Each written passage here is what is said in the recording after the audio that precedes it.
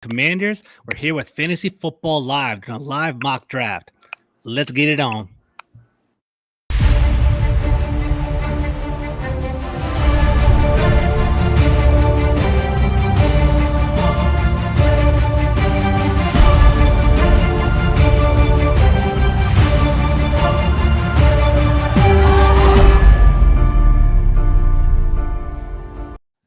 What's up, everybody? It's a pleasure to have you guys listening and watching our Full Press Commanders Fantasy Live podcast here. I'm joined with my man, What's Gibbs Fantasy Football, my boy Ryan. How you doing today, bro? I'm doing great. Thanks for having me on. Of course, man. I'm also joined by Full Press Coverage brother, Kyle Sender, for the Full Press Commanders Fantasy Podcast. How you doing, man? Hey, George. Glad to be here. Glad to be with Ryan and Manny, and I hope we can help the listeners out. Let's do it. Sounds good. Last but not least, talking sports with Manny, my boy Manny Fresh. How you doing, bro? How you doing today, man? I'm doing good, man. Glad to be on with you guys. All right, cool. So this is our second installment of having a fantasy football mock draft. We had such a good time last time doing it. We decided to kind of run it back. And guys, basically what we're going to do is go through a full fantasy football team. We're going to kind of go through baby steps to kind of talk about the draft and use the Fantasy Pros app to kind of discuss it. But before we dive into our live mock draft, I kind of want to talk about why we love fantasy football so much and how we got into it. So Ryan, what leagues are you in right now? And what are you working on in regard to that? Yeah, so I've been doing fantasy football since 1995. I'm an old schooler with it. So I've been in leagues since we used to actually keep score, looking at the newspaper box scores, and then our commissioner would drive and drop off the standings in the mailbox every week. So it was crazy. And it's funny, we didn't have like the ability to trade online. So we would actually have draft night, and then we would have a trade night like 6 weeks into the season, which would be like the most fun thing in the world. But you don't have that anymore with online trades and everything. But yeah, I do a bunch of dynasty leagues, usually super flex leagues. I do a lot on the Reality Sports Online platform. I participate in the Scott Fish Bowl as well. But yeah, just an old school guy that's been doing it since 95. So that's awesome, and I love it. So basically today with our fantasy draft or live mock draft, what we're going to do a standard redraft league with one flex and one quarterback. But, you can tell he's super serious talking about that dynasty, he's talking about that super flex. Ryan's definitely into it. Kyle, let's talk about you, man. How did you get into fantasy football? What kind of leagues are you in right now? What's going on? Well, it's funny because playing fantasy football strictly, I never had the newspaper experience, but I definitely remember as a kid right there. But I remember growing up playing fantasy hockey as a kid, and me and my parents and my sister, we do it mostly just for the playoffs. And you draft before the playoffs start, and then that's your team throughout the playoffs. So not much roster management, but it's still you have to kind of decide, okay, which teams do you think are going to make it to the Cup final in 4 rounds? Do you go with the high scoring players? There's kind of like decision making process, and you have to kind of balance your roster between high scoring players and teams you think will go far. So from the early get-go, kind of just like, the fun of trying to build the team that way and deciding how you're going to enter a draft. I found that so fun. So then once I eventually discovered fantasy football when I was in university, 2012 would have been my first season playing. I was instantly hooked. And then it took me, I think, 3 years before I dove into salary cap and contract formats. And now here we are today. I played with Ryan in that type of format. So fantasy is so fun, right? I think it really elevated with Red Zone, started to kind of take it to the next level and started advertising and sports betting. So it's just so much fun. And I think it gives you a more holistic view of the NFL as well. We all grew up kind of watching our own home team. It's kind of great just kind of watching it more on a, macro level. And then, Manny, how'd you get into fantasy, man? Man, I got in. I'm not as old as Ryan or experienced, but I'll probably say I got started like 2007, 2008. Okay. And it was like, a bunch of my high school friends, college friends, bragging rights. And then that league is still running till today. That's awesome. Those are the best kind of leagues. Best kind of leagues. I've only won that league one time. That's how hard it is. I've lost the league 2 times in the championship. And nowadays, with the technology and the different apps, I play on every single app known to man, from My Fantasy League, which I hate, to Sleeper, to ESPN, Yahoo. I run several dynasty leagues. I have run several superflex redraft leagues, and I need one more spot for a $50 league if anybody's interested. One more spot. Okay. So now, I just love it, and then now I content create for it. It's just fun. It's just fun.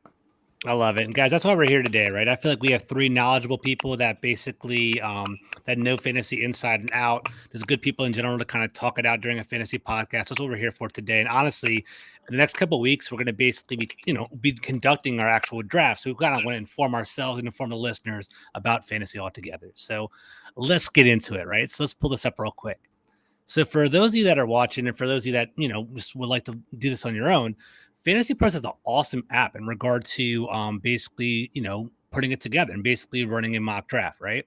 What we're going to do right now is we're basically going to kind of get things started, get things set up, and it's kind of show this to the listeners. We're going to have a 12-team league. I'm about to randomize our position and basically kind of just determine on the fly what our slot position is going to be.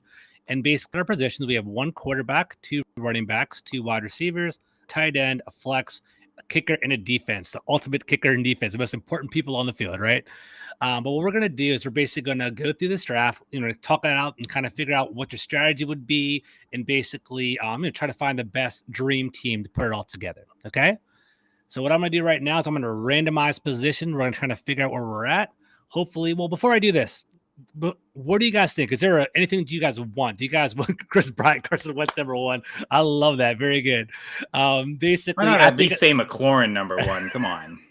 So Chris Bryant's hilarious. So basically, he's we're gonna do a little mock draft together on. And Terry McLaurin #2 is what he said. Hilarious. He typically just drafts a whole Washington Commanders team like J.D. McKissick and all of our kickers. That's his squad every single year. And his team isn't always the highest scoring team, but there's a lot of pride that goes along with it right there. Very good. All right. So before we get into it, guys, is there Ryan real quick? So we'll get one person on this. Ryan, is there a hope? Do you want a certain position over another slot in the first round? What do you want? So I mentioned I've been playing since 95. I still have the old school mentality. I usually like to start off with running backs. I just find I'm able to find wide receivers deeper in the draft, and I like to start with that workhorse running back because there really isn't that many left in the NFL these days. I feel you on that. But I'm talking about what number do you want? What number? Do you want the #1 overall pick? Are you aiming for the #4 pick in the middle of the first round? What are you looking for? You know what? I'm pretty flexible, but I like the end picks because when we snake, it gives me I like to not have to worry about, and it also gives me the opportunity to say, like, if I'm between two people, I'm just going to grab those two guys. Gotcha. Okay, cool. Sounds good. All right, so let's get it on. Let's see what's going on over here. We're going to randomize position. All right, 7. That's kind of a nasty one. I don't know if I really like that, but we're going to see how that goes. All right, so let's start our draft. Let's get it on. All right, let's take a look. Sponsored by Miller Lite. All right, so off the board, let's take a look. We had Jonathan Taylor go #1, which is pretty standard. Cooper Kupp going #2. Is that a surprise to you guys? Nah, a little bit. I expect you'll see him go in the top 3, top 5 in a lot of drafts. Sorry. You can debate that you can draft the Cooper Kupp 1 overall. He's that good. He's consistent. He killed it for me last year. I'm not gonna lie. I'm not gonna lie. He killed it for me last year. All right, so we got basically Jonathan Taylor off the board, Cooper Kupp #2, Christian McCaffrey, Najee Harris, Justin Jefferson, and Austin Eckler. So this is Ryan's selection. We're gonna kind of go through it on the round. So I'll pull up the draft board, the big cheat sheets. You can take a look at it. Things are kind of chalk. Dalvin Cook is on the board. We have Derrick Henry and Joe Mixon kind of sitting there too. Ryan, what are you thinking? And then Kyle and Manny, try to persuade them one way or the other. Yeah, so I told you before, I like to build them out around my running backs. I think with Kevin O'Connell over in Minnesota these days, I kind of like Dalvin Cook. I think he'll get a little bit more involvement in the passing game. So he would probably be where I would be leaning. The other options that I'd probably be looking at would be Devontae Adams and Jamar Chase for me, and maybe Derrick Henry. But in a PPR, I'd probably be looking at Cook, Chase, or Adams. I think that's fair to say, right? So yeah, Kyle or Manny, go ahead. I'm gonna say, Manny, you agree with him? I'm a build your running back up, especially get those running backs that are dual threats. Those guys don't last. So you grab a Dalvin Cook, he can catch the ball, he can run the ball, and he's multidimensional. So you grab a Dalvin Cook. I agree. All right. Before we pull the trigger on this, I know we talked to Kyle last time. I think Kyle was kind of an anti-Dalvin Cook guy this year, right? How you feeling about him? Yeah, Kyle? I'm hesitant that he's going to catch more passes this year. I just think that this offense has sort of completely changed to be a downfield passing offense. Kirk Cousins is a pretty great quarterback, so I don't think he necessarily wants to be dumping off all the time. And if they've finally got the O-line that they can protect him and he can actually find options downfield. What we saw from Cook last year, he caught fewer passes than the year he was recovering from the ACL tear where he only played 11 games. He had more receptions that year than he did in 2021. So I feel like he's no longer the RB1, like, that top 3 potential. To me, I see him basically probably catching maybe slightly more passes than Derrick Henry, but Henry has also shown he can be the RB1 in a full point PPR league with 20 receptions because of his groundwork. So I think the first 3 picks in a draft should be Taylor, McCaffrey, Derrick Henry. So I'd say it's actually easily the pick here. We got Henry. I actually think we got lucky that he fell to us here. Okay, interesting. I think I kind of agree I'm kind of leaning with Kyle. Well, let's do this. I think the obvious options are basically Derrick Henry and Dalvin Cook. If you want to go in a PPR league, I know Dalvin Cook would be very appealing. Derrick Henry, man, he's a workhorse. I think he was on pace to basically break their single season rushing record until he tore his ACL. Or until he got injured. I forget if it's ACL or not, but he basically foot injury, right? He has a foot injury. That's right. It was a foot injury. So I definitely see that there. So I could definitely go Derrick Henry here, but ultimately, Ryan, it's your decision. What are you going to do? All right. So here's the deal. I'm looking at even just going back to the OTAs with the Vikings and Dalvin Cook lining up, even in like some bunch wide receiver sets in different formations. I actually do think Kevin O'Connell is going to get very creative with him. I think he, outside of Justin Jefferson, is the most talented player on that offense. And Kyle, I got to say, you're very brave, especially with a podcast with George and Washington Commanders Nation listening, talking about Kirk Cousins in such great light. He's very good. He's a great player. Apparently, that's awesome. He is though. He is. I agree. He is. Well, maybe to be fair, maybe his years with the Vikings were better than he ever played with Washington. So maybe there's also that we've kind of maybe in a new light with the Vikings has kind of brought the best out of him. Not to say that that's Washington's fault necessarily. That might just be more Cousins has continue to develop and get better every year. So. After leaving after leaving Washington, he just continued to get better, and now he's a 30 touchdown per year kind of guy. So it's fantastic. So you can't really hate on that, wasn't he? I think only Aaron Rodgers had a better touchdown interception ratio last year. Wow, yeah, and Aaron Rodgers is out of this world, by the way. Like 4 or 5 single digit year over year, single digit interceptions. He's fantastic. So, all right, Ryan, pull the trigger. What do you got? All right, I'm an FSU guy. I got to go Dalvin Cook. I'm sorry, guys. Right, Dalvin Cook, boom, off the board. Here we go. All right, we're going to do him. Let's see how things kind of go down. All right, let's pull it up real quick. All right, so Dalvin Cook went off the board. Derrick Henry immediately afterwards. Jamar Chase, Joe Mixon, DeAndre Swift. We see some wide receivers starting to come off the board. Stephon Diggs and Devontae Adams. CeeDee Lamb, I think it's a little bit early for me, but maybe that's that homerism, that Washington Commanders perspective there. Travis Kelce, I think we went second round with him last time, if I remember correctly. Javonte Williams is pretty high up, and then Saquon Barkley. So take a look at the cheat sheet really quickly, kind of see what we're looking at. Best available is Alvin Kamara and Aaron Jones, Mark Andrews and Leonard Fournette. So we're kind of looking at that. But basically, it's not my choice. It actually is Kyle. So Kyle, what would you do right here? So we got our little foundation with Dalvin Cook. I don't know if you feel very comfortable with that. So what are you going to do now? Well, yeah, I guess I don't like Cook as much, so I would say grab another running back. But I also think, you missed on Kelce, so now really at tight end, it's just do you take Andrews or not? I think is really the question. So that might be an option. Top wide receiver, I think it kind of really falls off. Really gets to be a flat tier here. Yeah. If I had to pick any name, I'd say probably Mike Evans would be the wide receiver I would go with. Probably the most stable, highest floor. I agree. When I was looking through the names, the first name that popped up that I didn't see on the list before you started naming them was Aaron Jones. That was kind of my instinct of, okay, based on who's here, Swift's gone, Barkley's gone. The 2 names that came to me were Aaron Jones and Nick Chubb. Those would be like the 2 running backs I would kind of lean towards. I think with Jones, I actually like Jones better than Dalvin Cook. Simply, I think they both have the same amount of touchdown upside, but I think Jones will be what we've seen is year over year, he does catch a ton of receptions. Like his reception totals have not wavered. So I'd flat up would rather have Jones over Cook. And I think if we had to take Cook in the first round, it means, getting a good value on Jones in the second round kind of balances that out in my mind. So I actually end up really liking the team that way. And I view us as we got our RB1 in the second round. Easy there, Ryan. But I think this combo of running backs is pretty great. Yeah, it's exactly in the PPR league, very flexible, very high upside for sure. Are you worried about A.J. Dillon kind of eating into his carries or his touchdowns? Carries, yes. Touchdowns, no. Okay. What I last year watching the Packers, and again, Packers fan watching them closely, they tried to give A.J. Dillon some goal line carries, and when he was stuffed, they'd bring Jones in, and he would find the way after. It seems like even though Dillon has the big body, Jones still has the instincts to follow the blocks just a little bit quicker than Dillon. He's got the nose for the end zone, and so I think the double-digit touchdown upside for Jones, I think, is definitely there. All the receptions are there.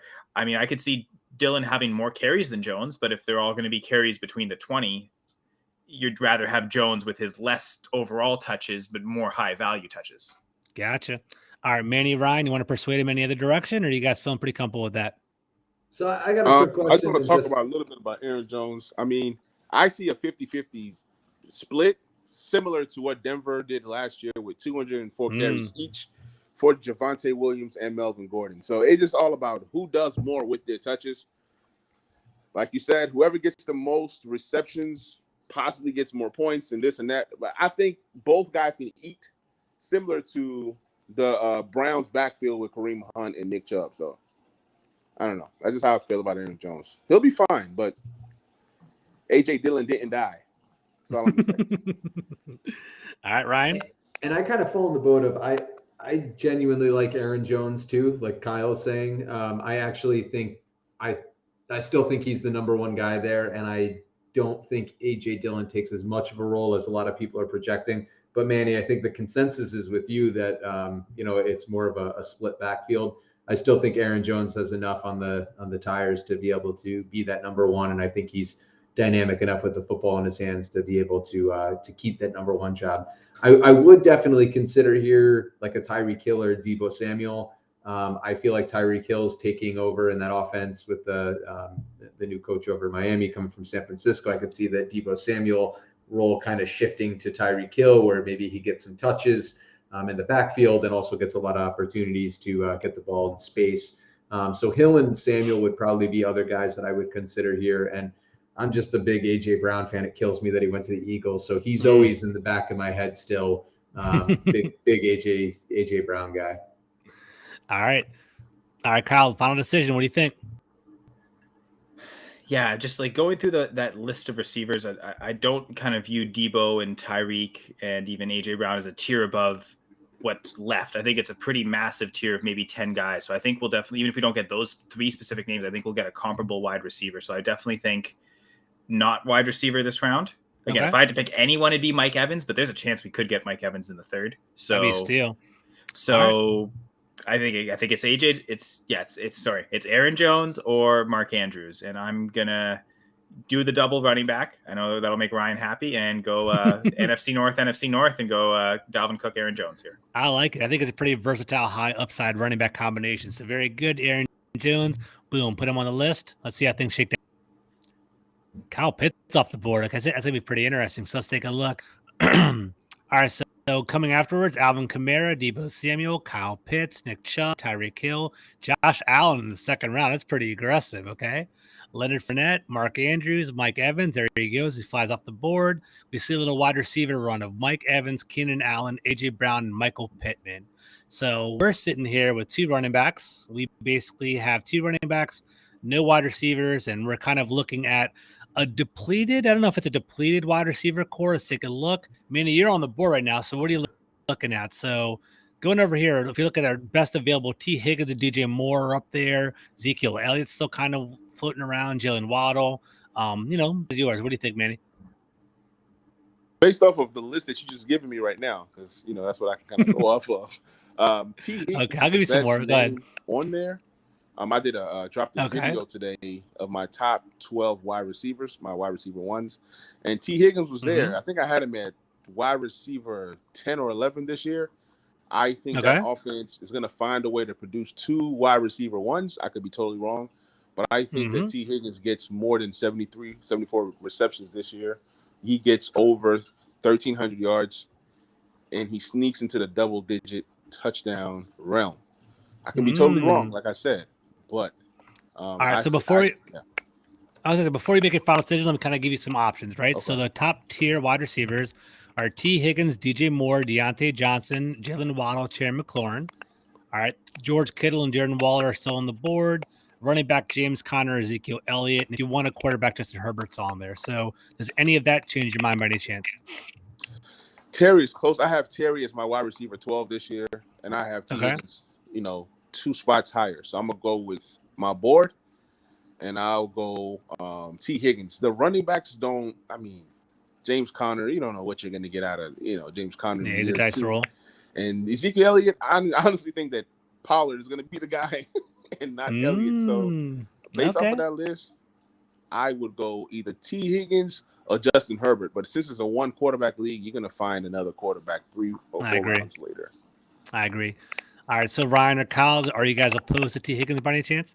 Well, just to quickly comment on Herbert, like even with Josh Allen, like this is showing like if you want to take him, like Josh Allen, you almost have to make sure you take him in the 2nd round to get him. And this draft price here in the 3rd round, while I think Herbert will do great, it definitely does seem too early. I just quickly brought up my rankings, which can be found on goingfor2.com. And yeah, T. Higgins is my highest ranked receiver that's left. I've got him at wide receiver 10 in full point PPR, and everyone that's ahead of him has been taken. Yeah, because you said the last guy I would take him was Pittman, right? Mm-hmm. Actually, I have Pittman below Higgins anyway. So yeah, so everyone that's I think actually the 2 that I have in the top 10 are Higgins and Deontay left. So that would be kind of my choice between either of those 2. Cool. Interesting. So that's fine. Do you have any perception on that, or how do you feel? Yeah, so the only other person that I would be considering that I'm probably higher on than most is DJ Moore. I just look at Joe Burrow season last year, threw for over 4,600 yards. T. Higgins did have a solid season, catching 74 balls for 1091 and 6. He did only play 14 games though, so the upside is there. So he seems to be having that higher ceiling. I'm just curious what DJ Moore is going to do with someone other than like a Sam Darnold and a Teddy Bridgewater and those guys that he's played wide receiver, and that's been his quarterback. I feel like he's got the opportunity to really take that next step in Carolina. Is Baker an improvement in your opinion?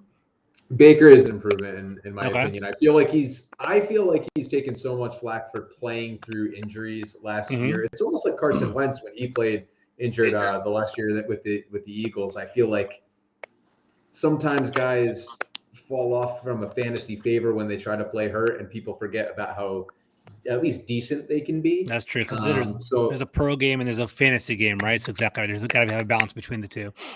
Yeah, 100%. So like DJ Moore caught 93 passes last year. I mean, for me, that's a viable option too, but I have no opposition to T. Higgins here. All right, if we're hoping to get one of Moore, Johnson, or Higgins back in the 4th round, Higgins probably seems the least likely to fall that far. I agree with that. I agree. All right, cool. So that's actually really interesting. That's kind of eye-opening to me. I didn't realize that Higgins was such a popular name in fantasy circles. So that's pretty interesting. So, Manny, you want to pull the trigger on that? Yes, sir. Let's do it. All right, so going to the draft board. Let's kind of get this going. So where are we at? Cheat sheet. T. Higgins. Here we go. He had 110 targets, 1,090 yards last year, 6 touchdowns. He's now part of our team. Which that's pretty close to the targets he got as a rookie. Like he had, I think, 115. I don't think he got 120. So even with Chase, without Chase, it seems like he's got his role. He's got his volume. It's funny how like our conversations are definitely they run parallel with Fantasy Pros. So you guys are definitely doing your research, right? So T. Higgins flies off the board immediately afterwards. DJ Moore. None of us brought up Allen Robinson. That's actually a pretty interesting one, but he's gone now. James Conner. That's shocking. You think so? Doing a few drafts. Like he was going in the 3rd round last year for sure. I think the stink of last year. I doubt he goes in the 3rd round this year, but you never know. Someone might really like that, but that wouldn't seem shocking to me. Mike Williams, did we mess up on that? Because Mike Williams is a pretty high upside, but you guys are more happy with T. Higgins over Mike Williams? Isn't it the same thing? The wide receiver 2 tied to an elite quarterback? That's true. That's true. And I think Mike Williams has a lot more health concerns than That's true T. as well. Higgins has missed some games too, but I'm more confident T. Higgins staying Higgins healthy. is younger. He's still on his rookie contract. Mike Williams kind of, not that he's old, but on the second contract now, so maybe also a little slower to recover if that were the case. Agreed. Gotcha. I had Mike Williams in my top 15. I think I had him at wide receiver 15, I believe. So he was right outside of my top 12. Okay, interesting. Just because he has an elite quarterback. Makes sense. All right, so we're coming around the bend. Let's come back to our pick again. We have our running back set. We have that flex position, so we can go any direction with that. We are missing one starting wide receiver, and there is a tight end option. So I'm on the board. So I'm going to take a look at it. Going through my head, I think there's definitely quarterbacks galore. We don't have to worry about them for now. I have my eyes open for wide receiver, but I've also got my eyes open for a tight end because I think you never know. You could kind of grab one here or there. Looking at the board, the best available, we have Jalen Waddle at 36, David Montgomery at 38 overall, Brace Hall at 40, then we see Herbert at 42. I'm going to kind of talk it out loud. I want to see what you guys think. So in my opinion, right, Jalen Waddle, okay, has a very high upside. He's an explosive wide receiver. I am kind of worried about him with Tua because I don't think Tua is kind of he's very volatile. I don't know if I trust his arm. And also, is he going to eat in with Tyreek Hill? Because Tyreek Hill has a very similar type of game as Jalen Waddle, that explosiveness, that vertical threat. Jalen Waddle walked away with 1,000 yards last year and 7 touches, so that's very intriguing.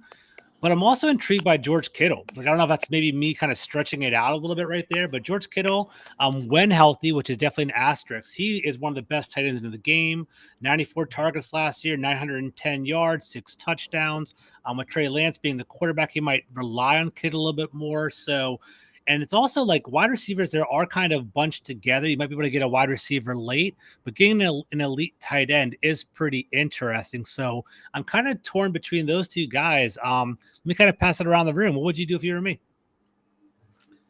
Yeah, so I'm with you. I'm a George Kittle guy myself. I would be looking at Jalen Waddle as a potential because I feel like he's that last of that tier for me, which it's funny he seems to be on this board as well. So I feel like Waddle's a decent direction to go into.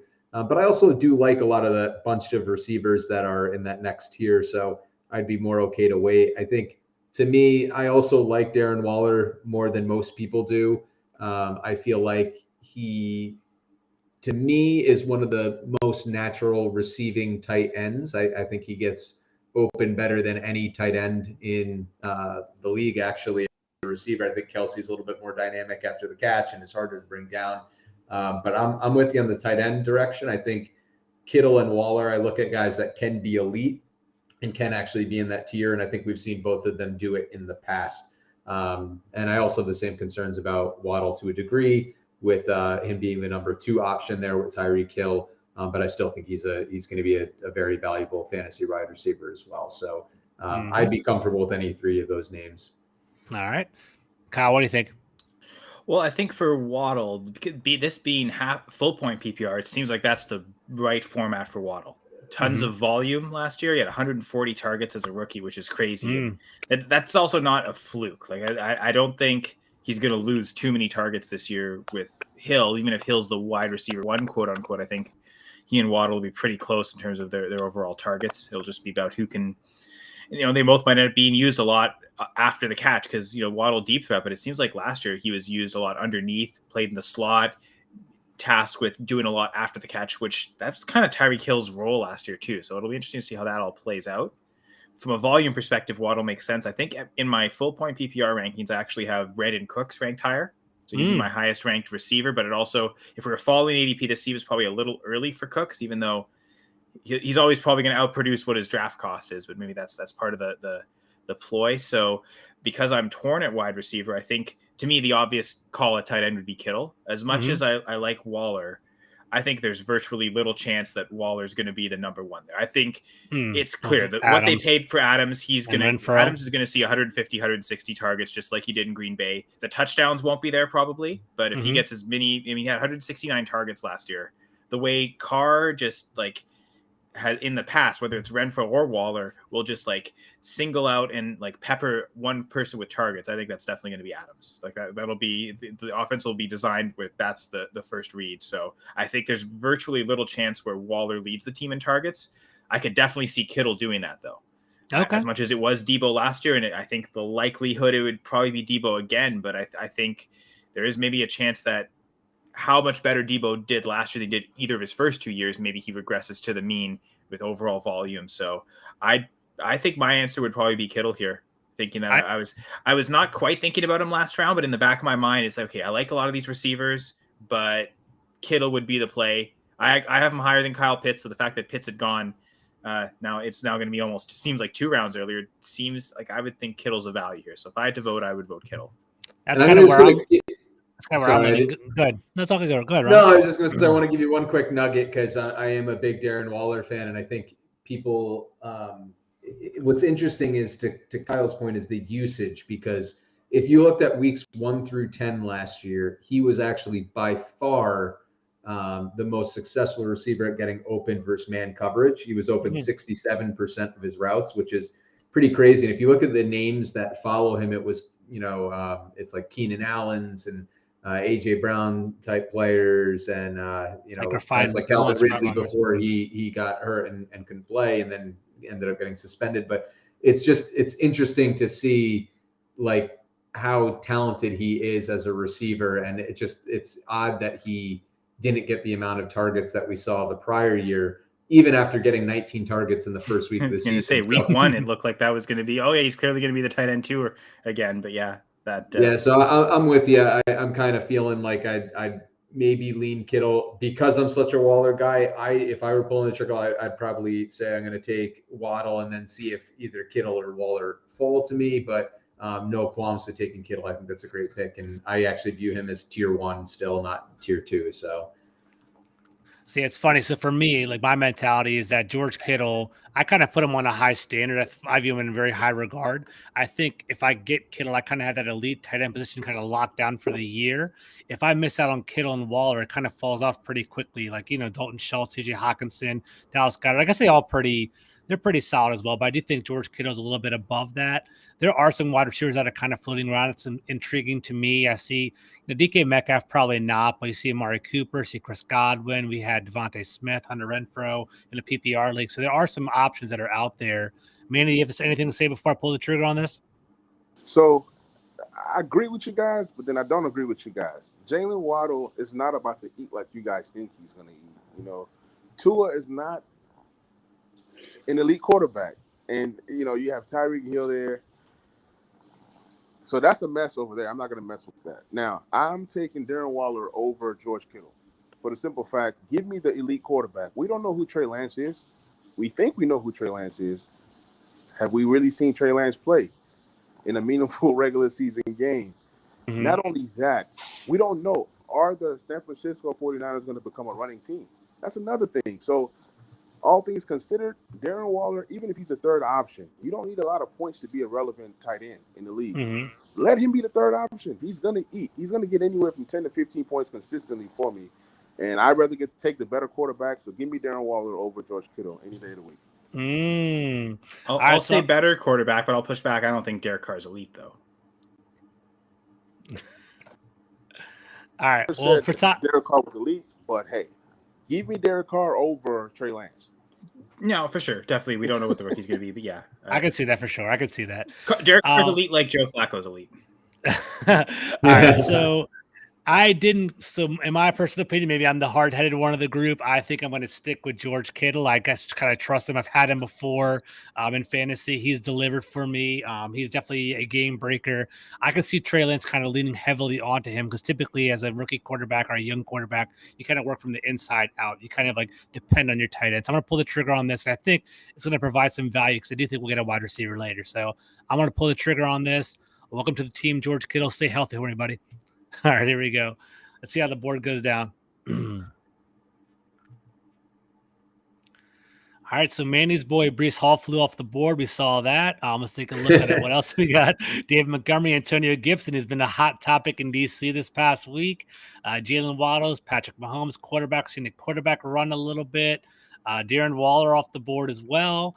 Brees Hall and Darnell Mooney. So, Ryan, you're back up on the board again. So let's take a look. I'm going to pull up the cheat sheet so you can see it. Let's take a look.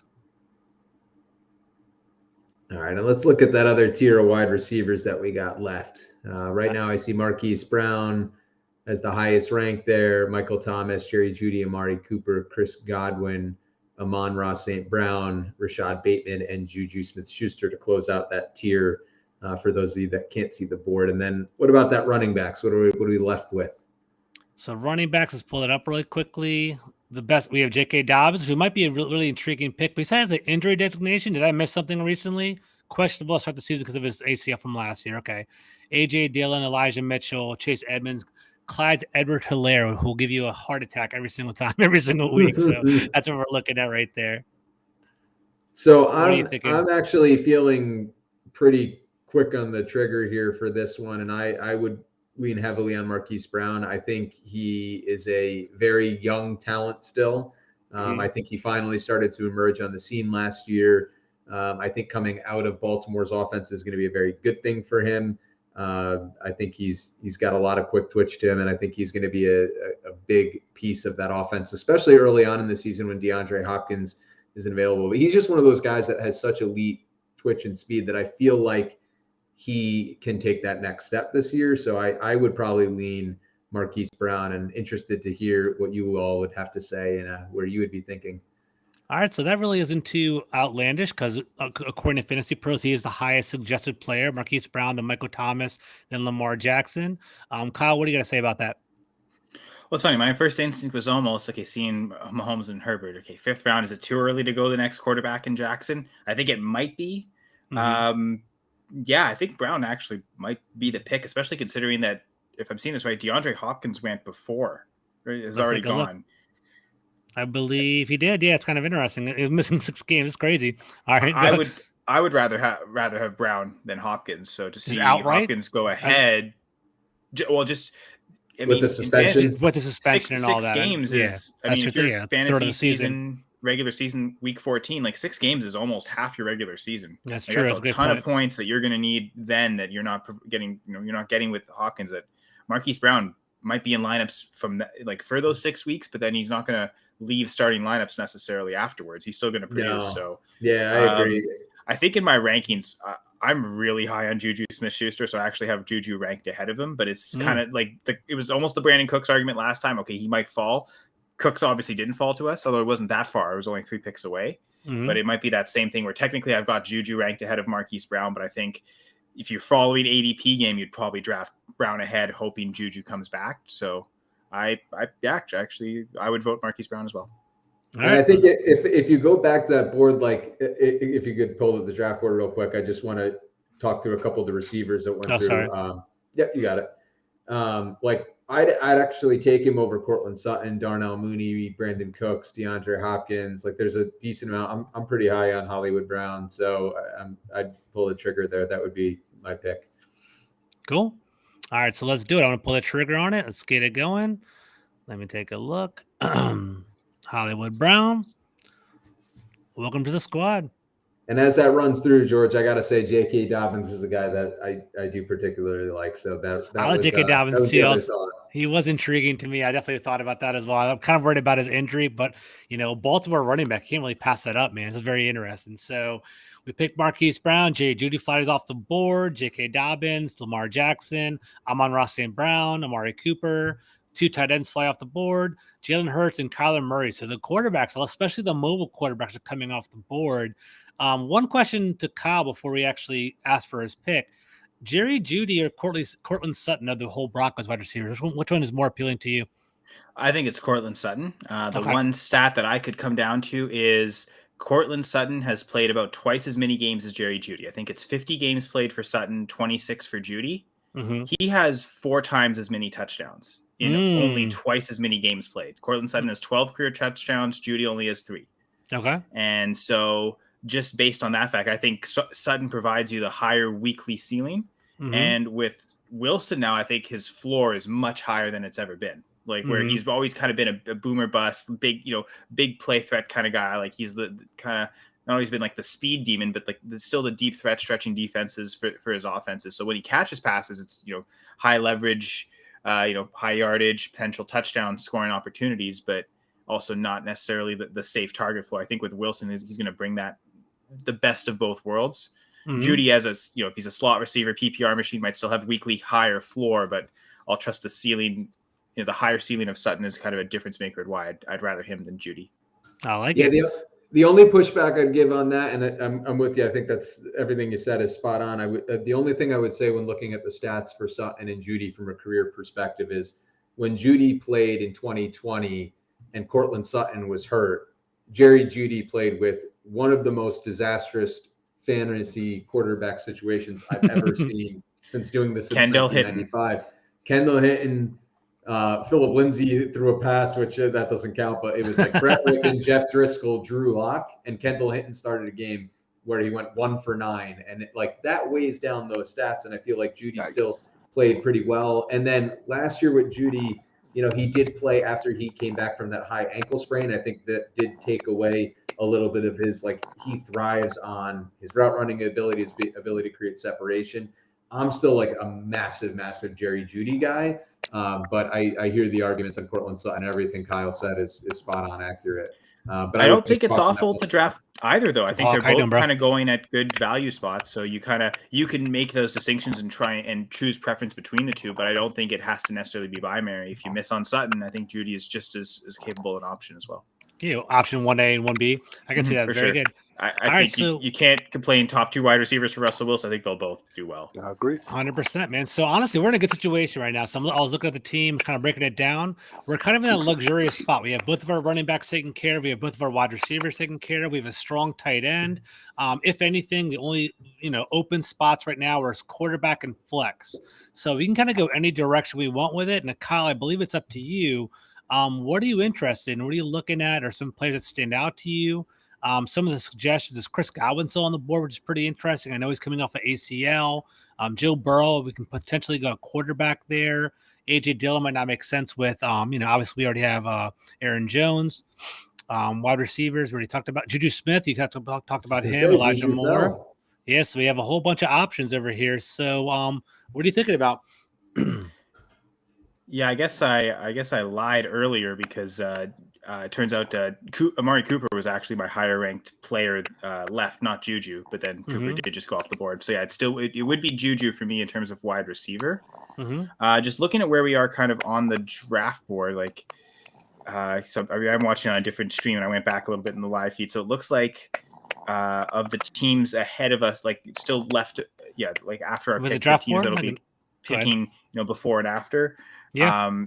Only 3 have quarterbacks. So this could be, I think it's 3 teams with 3 teams without a quarterback. So at this point, I think the quarterback tier is still fairly flat. I think of Dak Prescott, Joe Burrow, Tom Brady, Russell Wilson.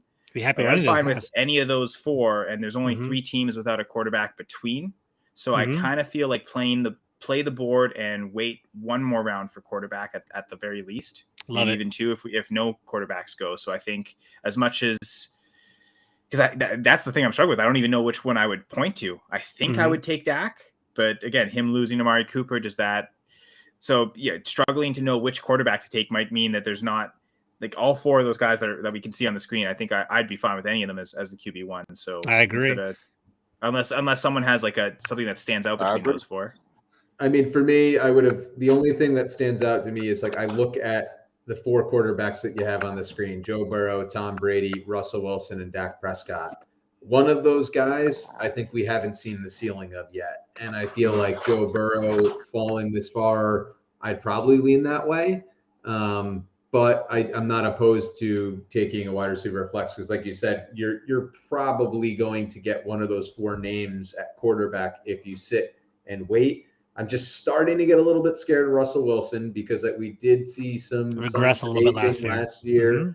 I see Dak Prescott losing Amari Cooper, Michael Gallup still a little bit banged up. I know they drafted Jalen Tolbert and they could lean on Dalton Schultz, but I have a heavy preference towards Burrow and Brady. And does the cliff ever fall off for Tom Brady? It might not. I never assume it's going to because he's proven us wrong year after year after year. But I think I would look at that and say Joe Burrow, to me, maybe we haven't seen that ceiling. And if we haven't seen that ceiling, I think you're talking a guy that might be able to get into that top tier quarterbacks that we were talking about before.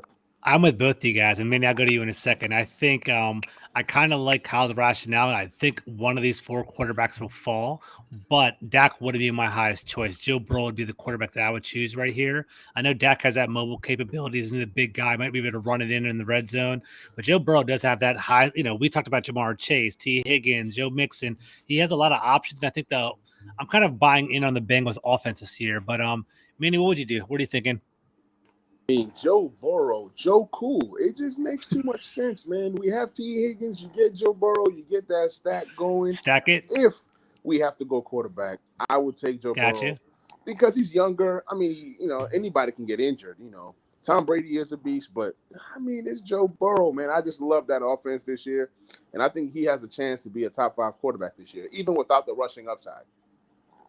So I'm gonna throw over to Kyle in a second. I was gonna throw a proposal, right? So PPR league, Hunter Renfro's out there. Devontae Smith is also out there as well. Do you like their upside by any chance? And what are you thinking about that?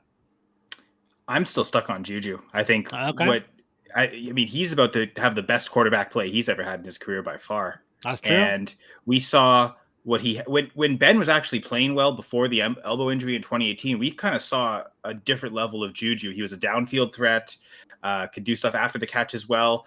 Like the role his role in the Steelers offense last year just kind of killed any type of value. He was catching everything basically at the line of scrimmage, still a red zone threat as well. And Kelsey's always going to be that guy for the Chiefs, but I'd be shocked if Juju's not second on the team in targets, second on the team in catches, knowing that they only have him for 1 year. So if you want to keep him to make a good impression, you're going to also maybe pepper him to try to keep him long term, but also know that we're going to lose him anyway. So you may as well.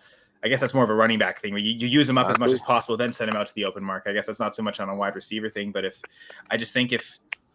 Juju's really, it's going to be a much different role than what we've seen the last few years in Pittsburgh. And I think people are kind of blaming him too much. I hear that a lot. Oh, he just runs underneath routes. He was what Steelers viewed as their best receiver, and they just wanted to get the ball in his hands so much at his own detriment to just say that they got the ball in his hands. So I think that would probably still be my pick here. Let's do it. You good with that? Well, the only other guy is Elijah Mitchell still hasn't gone yet. Mm-hmm. That seems too far for a guy that should get 200 carries. I mean, he had 207 carries in 11 games last year. Mm-hmm. The way the 49ers used him is unlike any other running back Shanahan has had in San Francisco. It's much closer to Devontae Freeman usage in Atlanta. Mm-hmm. So I'm normally against paying up for the 49ers running backs. I think Elijah Mitchell is the running back that they've been waiting for in San Francisco to kind of, you can have the rock the whole time. They've been forced to play Matt Breida as the lead guy. They've been forced to play Raheem Mostert. And I think I don't think they expected Elijah Mitchell to be this good. If so, they wouldn't have let him fall to the 6th round. But now that he has, to give us that third running back option, even though it's a full point PPR, maybe not the best format for Mitchell, but it gives us, we can flex him. Sure. Is Chris Godwin still out there? Did I hear his name? He is still up there. That's my pick. I'm sorry. Forget everything I said. If he's out there, we saw what Chris Godwin was able to do last year when he was fully healthy.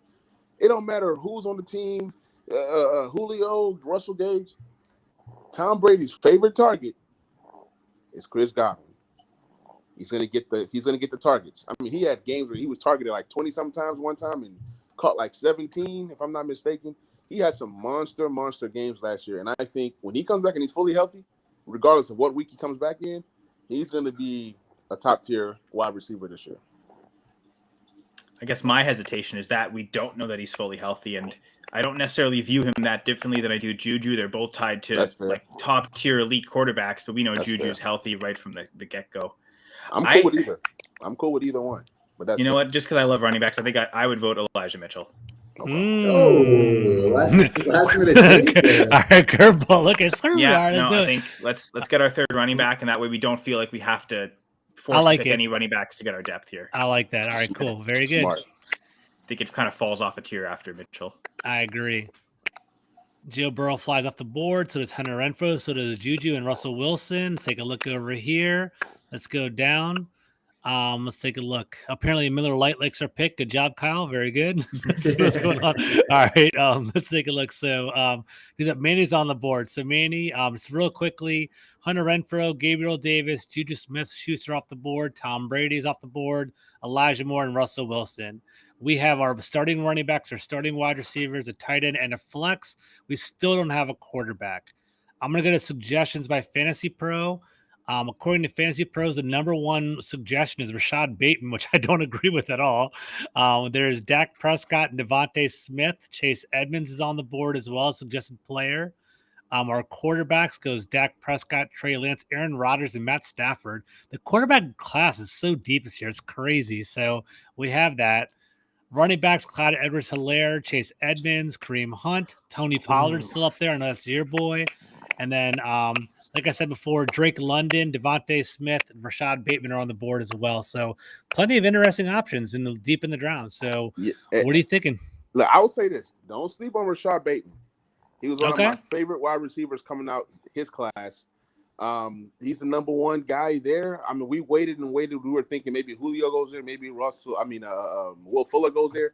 Right now, nobody has gone there. It's Mark Andrews as the number one and Rashad Bateman as the number two. That's all they got. So if you're going to pass the ball, and if you love what Hollywood Brown did last year, you're going to love what Rashad Bateman does. Quarterback is deep. There's two quarterbacks that I do like that's available right now. You got Trey Lance, you said, and Rodgers is out there, right? And Matt Stafford, I believe. And Dak. Oh, man. So really, pretty stacked, yeah. So really, if you want, you can grab another running back or you can grab another wide receiver in Bateman and then go quarterback the next round. And to put things in perspective, it's going to come back around. We have 5 teams ahead of us, and 3 of them already have their quarterbacks in play. So you could potentially be brave and kind of take a skill position player and hopefully have a quarterback come back around again if you want to roll the dice.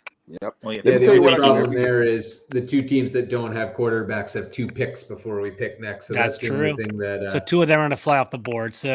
But even Kirk Cousins is still out there, right?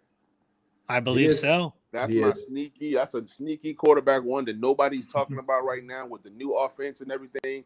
Mm-hmm. There's going to be a quarterback available. And Derek Carr. There's a lot of quarterbacks out there for sure. So the team that takes the quarterback last ends up potentially with the best team. Potentially. Not all the time. Potentially. In terms of being a deep team, having a real talented team, you select your quarterback last in a 1-quarterback league.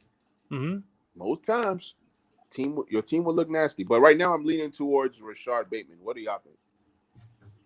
So I'm kind of with you on the wide receiver page, and I think for me, I'd be between 2 guys at this point, and I think it would be Rashad Bateman, and I think it would be Brandon Ayuk, and I think the camp that Ayuk's having, I'm kind of buying into it, kind of buying into what we saw his rookie year as well, and I just feel like the ceiling's pretty high there.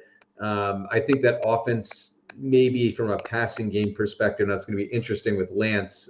Does it become more of like a run heavy, which I think the answer is yes. Like the Ravens, you're looking at 2 receivers that are pretty talented that are in run heavy offenses, but I think I much prefer them over the guys that I see in the rest of that tier. It's just so funny though, that like we were even talking about the quarterbacks that were coming up, and because the way they're tiered on here, like, to me, Aaron Rodgers is right up there with the Joe Burrows and that top tier quarterbacks. Yep. I still think he's Matt Stafford is sitting there. It's crazy. Yeah, there's so many. It's ridiculous. He's so underrated. In fantasy this year. It's pretty crazy, Aaron Rodgers. So like, I think I would be either looking at Aaron Rodgers, Dak Prescott, Brandon Ayuk, or Rashad Bateman with this pick. I would personally look at Devontae Smith, to be honest. I'll look at Devontae Smith as a high upside for the Eagles and potentially get a quarterback later on, but that just makes, I feel like he could be potentially explosive because last year was his rookie year, but with AJ Brown, he might be more of a Robin as opposed to Batman, if that makes any sense. So I don't know about that. But it reminds me a lot of Bateman, to be honest. 2nd-year receiver, going to be the clear number 2 guy, but like clear in that like AJ Brown's clearly number 1, Mark Andrews is clearly number 1, but they're also very clearly number 2 relative to everyone else behind them. So like relative safety security, really the only difference I see is I think Lamar Jackson's a better passer than Jalen Hurts. I'd rather that's Bateman for that purpose, especially a better touchdown thrower. Lamar Jackson's touchdown rate's been pretty ridiculous at times during his career. So that's true. I think Bateman would be my pick simply. And the great point with Ayuk, Ryan, but we'd have 3 49ers players. And if we were to do that, go Kittle, Mitchell, and I maybe with Trey Lance at quarterback. Well, that's the thing. We'd almost have to go Trey Lance at quarterback just because we're already relying on him so much. We might as well take him next round, and I don't think we quite want to do that. So I don't think so either. Structurally for our team, Bateman probably makes the most sense. All right, cool. And if you look at it, like I know, and I don't mean to, I know we've kind of hit on this pick a little bit, but I'll make one other quick point. I know we're saying Mark Andrews is the number one. Had 153 targets last year, but Marquis Brown had 146 targets last year. That's a lot of volume for the number one receiver in that offense. I don't think anybody else on the board is probably going to have any shot at that type of volume at the receiver position other than Rashad Bateman. So I'm actually kind of starting to lean a little bit more that way. But I mean, it's a no-brainer. At this point, how many number one receivers on their particular team in terms of just receivers, not tight ends, are available at this point? It's a no-brainer. All right, so the pick kind of falls to me. Looking at what happened over here, basically after we picked Rashad Bateman, Dak Prescott, and Matt Stafford flew off the board. Damian Harris, Tony Pollard, Ramondre Stevenson, Drake London, Tyler Lockett. I think now's a good time to kind of solidify the quarterback position just to kind of maintain that nothing else happens. So I'm looking over here. We have Trey Lance. We might as well make the 49ers just joking. We have Aaron Rodgers, Derek Carr, and my boy Kirk Cousins. Honestly, they're all kind of lumped together. But, dude, I'm telling you what, man, Aaron Rodgers, how can you hate on that, dude? No matter what he does, like, he just puts up points. I think Derek Carr is going to have major upside. Kirk Cousins is going to be pretty solid, too. Kirk Cousins, there's like a natural hate for him for some reason or another, like not just in the Commanders Washington realm, but like you can find him late. I guarantee you, like 3 or 4 or 5 more rounds from now, Kirk Cousins will still be floating around. So you can always pick him up as a potential like QB2 or a backup if you really want to. So for me, it goes down between Aaron Rodgers and Derek Carr. I think I'm kind of leaning Aaron Rodgers, or I'll throw it to Ryan just to pick up the pace. So just one input on this. Ryan, do you find that does the high upside, does Devontae Adams being shipped over to the Raiders shift the power of balance from Aaron Rodgers to Derek Carr? What do you think? If you trend out Aaron Rodgers games without Devontae Adams, he actually trends to be about his pace for MVP like seasons. I'd be selecting this pick so quickly, it's not even funny. Aaron Rodgers has no business being around in round 8 after the quarterbacks that have gone off the board. I can't believe we've waited this long and he's still there. Like I would make that pick so quickly. Let's do it. Let's make a pick. We're going, Kyle. What do you guys say? Well, I want to go off something Manny said earlier. The idea behind Burrow was we have T. Higgins. We get that stack. We've got the Aaron Rodgers, Aaron Jones stack. And if we expect Aaron Jones to catch a ton of passes, that's actually a quarterback running back stack you do want. So I think Rodgers to me is still a tier ahead of Derek Carr. Adams or not, I think quarterback play dictates so much of wide receiver efficiency. That let me give you guys a spicy take. There's a quarterback that's out there that nobody's talking about right now. Carson Wentz. Out there. Justin Fields. Trey Lance is going to outscore these 4 quarterbacks this year. Nah, you think so? Okay. Why did you say that? That's just me. I love the rushing upside. I could be totally wrong. I mean, these are goats in Rodgers and a semi-goat in Carr. I get all that. Semi-goat. I love semi-goat. But if you're talking about potential, Trey Lance has the potential to rush for close to 1,000 yards. And last that I checked, rushing yards get you more points than passing yards, right? And then the upside of getting some rushing touchdowns here and there. That's just me. I could be totally wrong. Maybe Trey Lance doesn't even run the ball this year. But I'm willing to bank on that upside and then grabbing a second quarterback with my, one of my next 2 picks to just solidify that upside, that rushing upside. Remember last year, everybody slept on Jalen Hurts, and he tore it up. So I think Lance is better than Jalen Hurts. I think Trey Lance scores more points than Rodgers, Carr, and Kirk Cousins this year. Well, I was going to say, I'm pretty sure Jalen Hurts outscored all those guys last year, to your point. Yep.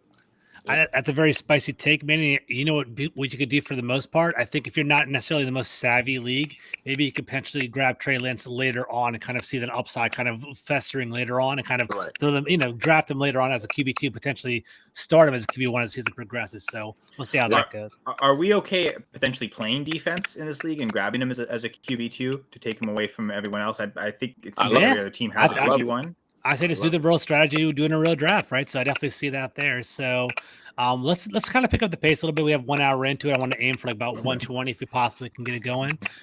So we have our starting lineup under control, except for our defense and our kicker. We have 1, 2, 3, 4, 5 people on the bench, and Ryan's on the clock. The Buffalo Bills flew off the board. I know you're disappointed about that, Ryan. So you can definitely take off some other perspectives. So so now we're filling up some depth, man. So we had 3 wide receivers, 2 running backs. We have a pretty balanced team for the most part. So definitely balanced. Yep. We're pretty good. So it's up to you. Your world, man. Pull up the cheat sheet. Yeah. So if I'm looking here and I look at I'm just taking a quick peek at the top running backs just to say, hey, is there anybody there that is really popping out that might have the upside that I would want? I would actually probably look at like a James Cook out of the running backs, who's not showing up here in the top ones, just because I feel like he's got the receiving upside. If we take a look at the receivers, that's actually getting pretty thin now too, which makes me even happier that we went Bateman before and snagged Marquis Brown. I'd probably look at snagging one of the rookie wide receivers here. I was going to say, here, look at these guys. John Dotson and George Pickens on the board. Yeah, and the other one that stands out to me too is Garrett Wilson, who I think is getting slept on a little bit just because he's on the Jets. And, I look at the draft capital and it's just the upsides there. I'm starting to really put my homer hat on and get really like into the Jahan Dotson,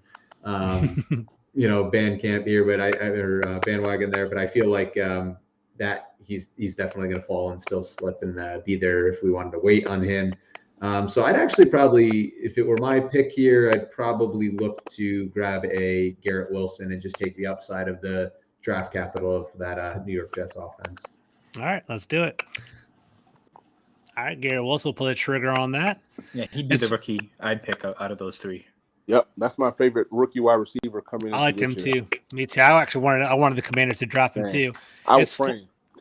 Me too. It's funny about the homerism, Ryan. It's so true. Like if you're playing like in a national league, like we can kind of sit around for like Jahan Dotson like, later on other drafts. But like typically, I'm sitting here in DC. I'm trying to like wait for him to fall, but people are taking him like 3-4 rounds way too early because it was like the high upside over here. So if you're playing with Chris Bryant, you can't be waiting. Exactly. It's going second round. It's gonna be way gone. So very good. All right, cool. So let's look at the draft board really quickly. We took Garrett Wilson.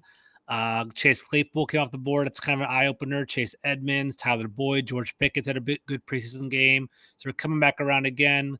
Kyle, you're on the board. We're kind of filling up the bench. So you can go any direction you want with it. I don't hate taking Trey Lance, to be honest, like we discussed earlier. I guess. Let's go. At this point, you don't know what the auto drafted computers are going to do. Are they going to go with backups or not? So it's tough to know for sure. So maybe it's playing it safe and taking Lance. Could you pull up the running backs potentially? Sure. I love running backs so much. I can actually pull up the full cheat sheet if you want to. These are the suggestions: James Cook, Naeem Hines, Zero Henderson, Ox Matheson. A lot of pass catchers there, like those top 3 guys. All expect to catch a lot of passes. And here's the full board if you want to take a look at it as well. And if you like James Cook, you gotta love Naeem Hines. I love Naeem Hines this year. Yeah, I don't know that any of them really stand out. I kind of view like that's just one giant tier. There's a ton of I see, Hines, McKissick, Henderson, and of course, Cook, even Kenneth Gainwell. Those are all pass catching backs. So I think we'll definitely have our pick there. So I think to the running backs. Like with receivers, I was kind of eyeing, hoping would fall were Claypool and Boyd. Is Dotson still there? Or Pickens still there? Yeah, Dotson's still on the board. Pickens is gone. So double up on rookie receivers or take Trey Lance. Give me Trey. I'm okay taking. I said Trey Lance. Yeah, I take Trey Lance. Let's do that. Let's take Trey Lance. I'm going to take Trey Lance because I can guarantee you Jahan Dotson's still going to be there when this. Yep. I agree, but Jahan Dotson but us. But real quick, Trey Lance, Kirk Cousins, Derek Carr, does that shift your mindset at all? Are you still just rooting for that upside in Trey Lance? Well, that's the thing. I think it'd be Trey Lance or Justin Fields, right? Like you want that upside rushing guy to complement Aaron Rodgers. Although I will say, like I had a single quarterback league last year where I had Rodgers and Cousins and was kind of trying to play the matchups. And like mid-season, there was quite a few weeks where I played Cousins over Rodgers and it worked out. Later in the season, once Rodgers kind of found his groove, then it was okay, play him the rest of the year. But I kind of like the idea of having two different types of quarterbacks to kind of pick from. You got Rodgers, you okay. Is he going to get the solid passing volume? You especially think you can play him early and see, does Lance develop? And then if Lance is developing, maybe he does, as Manny says, outscore Rodgers, and that's the guy you start later in the season. Yeah. All right, so Manny, to give you some context, we took Trey Lance. We had 3 bench positions open still, our defense and our kicker. We have a very balanced team. I like the way we built our team. We have 2 running backs. We have 4 wide receivers, 1 tight end. We're in a pretty good spot. We have 2 quarterbacks as well. So we are pretty. This one was like dart throws at this point. 3 running backs actually. Cook, Jones, and Mitchell. We have 3 running backs. Okay, cool. So we're actually in a pretty good spot. Maybe get one more on this round. I would just say, I don't know, no one's brought it up at all, but I think we are fully committed to Kittle only, and we're not worried about a backup tight end. Especially going 2 quarterbacks, you almost have to pick one of those to go backup with. So I think we're completely throwing out tight end the rest of the way. So the top suggestions, I don't know if I agree with these at all. Darrell Henderson, Alex Matheson, Devontae Parker, Zach Ertz. That's just for all together. We don't need a quarterback. Let's take a look. Kenneth Gainwell, Isaiah Spiller are also being suggested to you. Marquez Valdez-Scantling, Julio Jones, DJ Shark, one of the wide receivers. I'll pull up the cheat sheet board for you as well. The highest rated pull. The highest, George. Yeah, but I had. Is Dotson still there? Dotson's still there, and Brian Robinson, who might be RB1 from what we heard about this week. We'll see, but I think John Dotson. It's actually Manny's pick. It's not me, dude. So Manny, go ahead. Is he still here? He's out. I think we lost him. What are my choices again? Oh, you have a bunch, dude. So you can pick what I mean. You have. Long story short, you can do whatever you want. We're looking at depth. Ryan was kind of prodding me, thinking it was my pick to pick Jahan Dotson, which isn't the craziest pick. Brian Robinson's on the board. Who else is on there? Man. Brian Robinson. Only Brian Robinson. They got dart through. Okay. The RB over Dotson. Yep. Over Dotson. Yep. Okay. All right. Cool. And I think, because again, we named a bunch of running backs that are pass catchers, but like he does have the kind of the potential goal line upside, so different than any other running back that's kind of there right now. That's gonna cause controversy on our Twitter feed after we post it. It'll be pretty cool. I'm looking forward to that conversation over there. All right, so now it goes to me. So we're floating around. They're still there. Okay, should we really double dip on that? Like, I think there you go. If you're listening and you're a Washington Commanders fan, like, pump the brakes it's on double dipping in 2 senses, right? Because we're double dipping on rookie receivers and we're double dipping on Washington. But I mean, we've double dipped on the 49ers, so I don't think it's actually triple dipped. Honestly, he's the highest. If you look at the suggestions, he's the highest selection for wide receivers. We don't need any more running backs. That's a handcuff to Dalvin Cook, which is actually pretty valuable considering he's always injured. Right. Pat Freiermuth for tight end. Corey Davis is floating around. Do I even care about the defenses? Probably not. Last pick. I mean, honestly, like Jahan Dotson, man, like, I mean, whatever. I'm going to be a homer. People are going to laugh at this, but I think I'm going to take him, man. I think he basically, if Curtis Samuels goes down, he might get some wide receiver 2 upside. He has a great chemistry with Carson Wentz. I like it. It'd be kind of fun. I always kind of like having a couple players to kind of root for on my own. So I'll pull the trigger on Jahan Dotson. Why not? Thank you, Brian. I appreciate that, bro. All right, let's keep it going. So it's going to start off with Ryan. He has one more bench pick, and then we're going to go to Kyle for defense and Manny for kicker. I can't wait. It's going to be fantastic. So, all right. So, Ryan, what do you got, bro? So let's take a look at the running back cheat sheet. I want to see who's available here. And you might actually keep on that big list here because I might go deep. Okay. All right. So I'm looking at this point as like who would be on the board that could either potentially be a handcuff for us or has the potential to be a running back 1. So Tyler Algiere kind of pops out the list at me as like a potential guy that might be able to take over that job. Not in love with the receivers here, although Jamison Williams, we're taking a lot of rookie wide receivers, but I feel like the upside toward the back end of the season could be very high with him. I could see like a Jalen Waddle like impact when he's healthy and comes back from that injury. So that might actually be the best value there. To me, I look at the talent now at this point in the draft, and I believe in Jameson Williams' talent more than I believe in anybody else's on the board, I think. So that would be my pick. Would be Jameson I would put out one more name, especially knowing the format of full point PPR. If Nico Collins is the number two target there, he might see a ton of volume. And this, like, I don't know that you necessarily love, Collins in like a half point PPR league, which might actually be where you'd want Williams. So actually, my vote would be for Nico Collins, knowing the format. Yeah, and I think that's a fair comparison there, and a good kind of person. I think for me, I'd go with the upside just this late in the draft. The only problem that I'm thinking about though is like by the time Jameson Williams is healthy, would we potentially need to look at dropping one of these guys as we're looking to do like drop pickups? So maybe you get that Nico Collins playing early. I'd still pull the trigger on Jameson Williams just for the upside because I think maybe easier to cut Nico Collins than it is to cut Jameson Williams too, psychologically. Yeah, and then you have the IR spot too. So you get a Jameson Williams, you stick him in the IR for 3 weeks, 4 weeks, and then you go ahead and scoop somebody. Pick up someone else. Maybe pick up Nico Collins off waivers. Yeah, Jameson Williams really could be the best receiver in this class, right? I agree. He's got that talent. So I feel like this late in the draft, that talent just stands out to me on the board. I agree. So I definitely think I like taking high upside players, especially this point in the game, because you never know. Like, you're just kind of throwing a dart no matter what.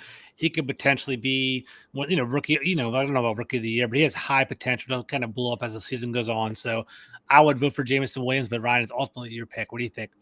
I'm pulling the trigger on Jameson Williams as well. Yep. Let's do it. To your credit, George, I don't think a quarterback's winning rookie of the year this year. Exactly. Good point. Safest year we could say that probably. So look at the draft. Let's see what kind of happened around us. We see Tyler Algiere, as you mentioned. Kirk Cousins finally came off the board. Derek Carr finally came off the board. A run on defenses.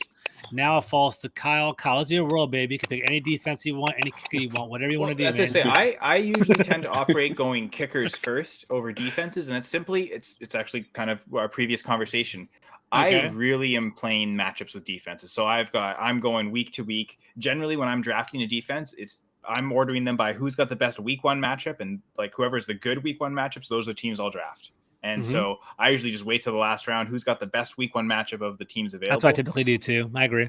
I tend to keep my kickers, especially early in the season. If I'm I'll pick the kicker, whatever I've evaluated, the offense, however I go about evaluating, and I'll stick with it and see. And then usually the kicker's bye week is kind of and if they have a late bye week, I'll do this a little earlier in the season, but I'll kind of go and compare. Okay, where's my kicker relative to the rest of the scoring? I'm with you. If my kicker's not in the top 12, okay, then I'll cut them and try and play the matches. But if they're top 10, top 12 kicker, and on any given week, the randomness of which teams score the touchdowns, which don't, makes it so I generally just kind of ride the waves and just keep my kicker as long. If I feel like they're doing well, I'll just keep them and hold them the entire season. If they're doing well enough, I might even hold them through a bye week if I really don't want it. I agree. If I feel like they're doing so much better than everyone else. So I tend to take my kickers before the defense.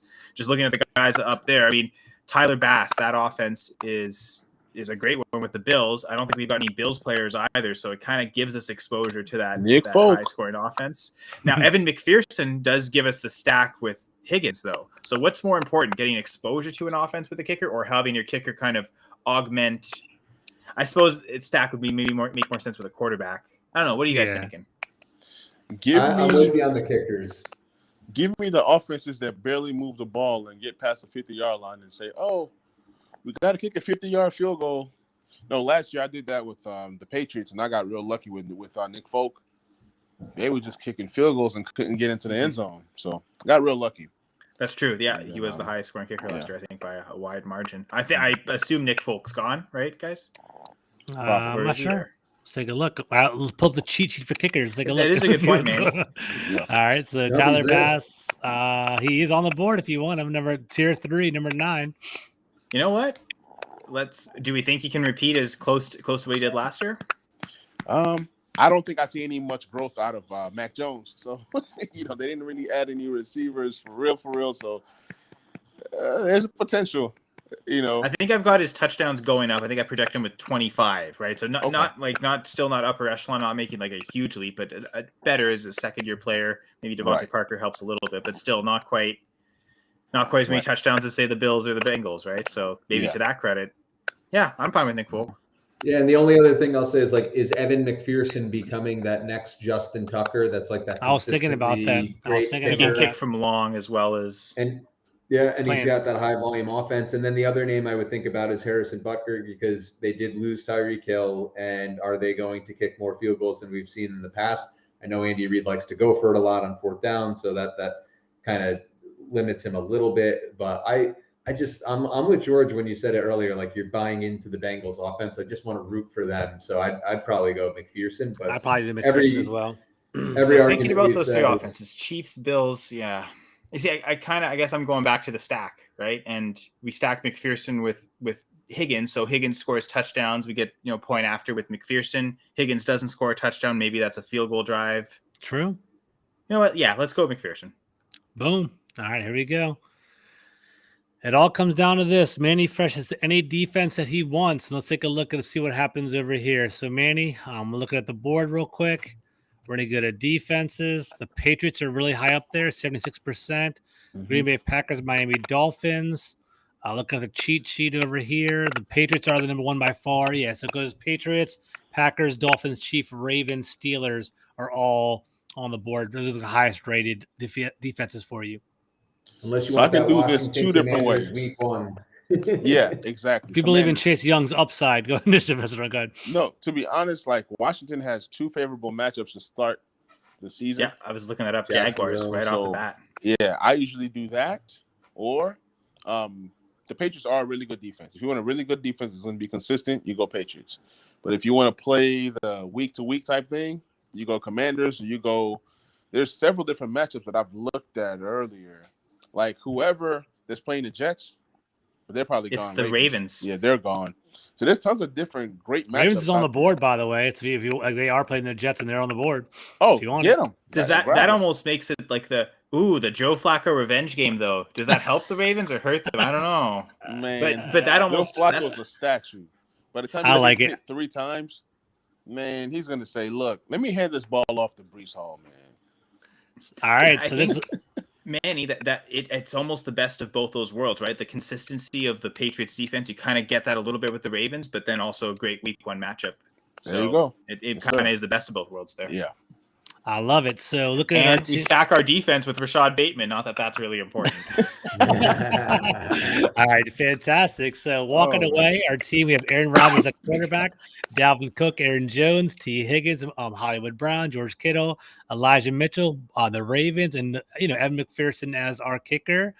Bateman, Wilson, Lance, Robinson, Dotson, and Williams on our bench. I think our team, I'll kind of pass the mic around. We'll kind of wrap it up. I think we have a pretty well-balanced team. I guess my only concern is potentially our bench is almost all high upside, not necessarily a high floor type of bench, but maybe that's kind of what you want, especially early in the season, to kind of roll the dice because we don't have any proven products. But you never know. That might be kind of our perspective there. But real quick, Ryan, what do you think? Is there any improvements? What do you like about our team?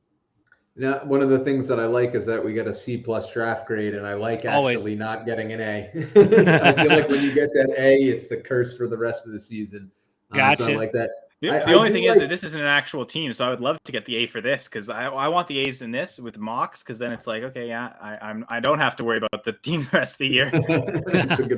That's a good point. And I think the one piece that we do have, I think Rashad Bateman, is he listed as a bench player for us right now? Yes, he is. Yeah, because I think Mitchell's I think that is a pretty good floor from a bench perspective. So I like the team. I like what we've done. I like that we did balance throughout. And I think, yes, we took a lot of dart throws in the back end, but we have a lot of proven commodities early off in that draft with Cook and Aaron Jones, T. Higgins, George Kittle, Marquis Brown. Those 5 picks kind of solidified that we did a good job of balancing that high upside floor with some proven ceiling, high upside ceiling with the proven floor. And then I like that we got Aaron Rodgers where we got him. Yeah, no, that was good value there too. I think the one pick I might not like is the one I made in Elijah Mitchell. And in thinking in hindsight, there were some good running backs available later, and we chose not to go that route. I think we had Mitchell, but I think if we had, say, gone Juju there, maybe one of those rookie wide receivers turns into a Darrell Henderson or an Alexander Madison. I might like the team structure a little better that way. So I might actually regret going too heavy on running backs, which I normally I'm all for giving as many running backs as possible. But that's one where I think I might have liked to have Juju there. All right, Manny, any last thoughts before I wrap it up? Yeah, it's not bad going to Elijah Mitchell, but when I started hearing names like Ramondre Stevenson and Damian Harris and Pollard, I'm like, oh man, where are these running backs coming from? I can see the full board. But overall, good team, like lots of rookies, lots of upside. And the good thing about having these upside guys is that before the bye weeks, you keep your upside guys. If you got to drop one for a bye week, then you do what you got to do. If they haven't popped yet, because sometimes in redraft, I figured out that you can get all these Devontae Smiths and even Justin Jefferson went undrafted in some of my leagues. Some of these really, really good wide receivers that are rookies, they go late because it's redraft. You're going for the more experienced guys, and then you kind of get a couple of these rookies, and then you see what happens as the season goes on.